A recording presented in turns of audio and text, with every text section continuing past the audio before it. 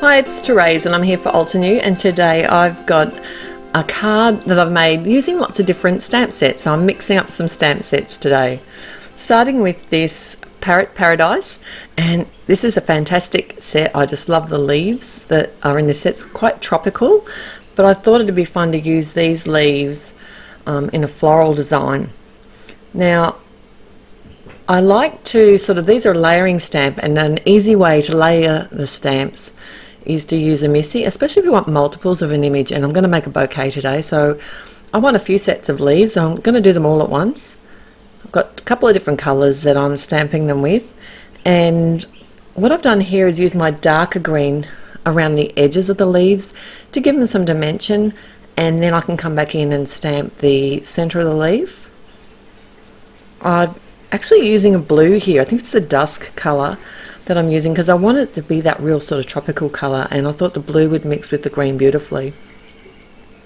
The second set that I'm using is called Floral Fantasy, and it does have its own leaf images within the stamp set, but I didn't want to use those ones today.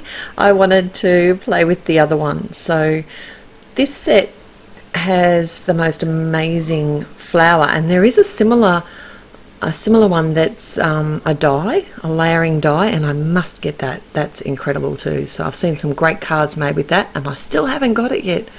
I just need an extra few hours in the day to sort some stuff out. Okay, especially this time of year, right? This is how I've found to be the easiest way to layer up the stamps. I do just stamp them freehand with blocks, and I try not to get too particular. But if I'm doing multiples, I'll do a couple at a time, or a couple of pieces of paper at a time, and I can just lay my stamp images on top of the base image that I've stamped out, exactly where it needs to be, add my colour, and then stamp. Rotate my paper and do the second one. So it's kind of almost like a production line, and much easier to do with the Misty tool. It's just a fantastic tool. The last layer on this flower, I didn't go with the darkest blue, even though there's like the 4 blues in the set. I went with the Industrial Diamond, which is one of the light, cool grey colours. And this is pretty exciting. The Parrot Paradise set has its own set of matching dies now, and I'm really enjoying using the Mini Blossom die cutting machine.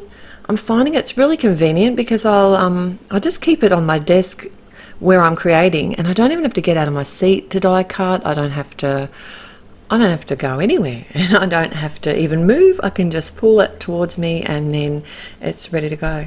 And it does die cut really well too. I'm also going to be using the bold numerals die today because this is going to be a 50th birthday card. And I have run this through my die cutting machine already with it's a blue grey kind of coloured glittered cardstock, and also some fun foam. So I'm just adhering those together with some matte medium. And then what I thought I would do is actually add another layer of cardstock. So I did decide to grab some of it's the dark grey cardstock from Altenew, and I'm just going to run that through my Mini Blossom again, and then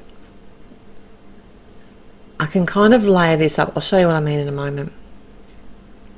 How cool is this little machine? I just thought I'd have to show it to you one more time. And these numbers are going to get a workout this year. And did you see that they've also got like an exclamation mark in them as well? So that's going to be really handy.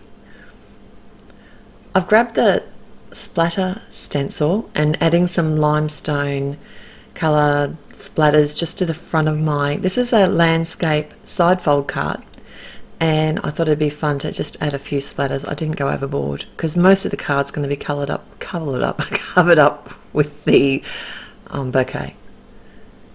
My final portion of the sentiment is from another stamp set, and this one's Superscript. I love going through all my stamp sets and getting just the right sentiment or saying, and this one actually is just saying. And initially I did stamp it out in the pale blue here, the sea breeze, but in the end I actually used the limestone. I came back and re-stamped it. I just thought the grey, when I was putting all the card together, it just looked that little bit nicer.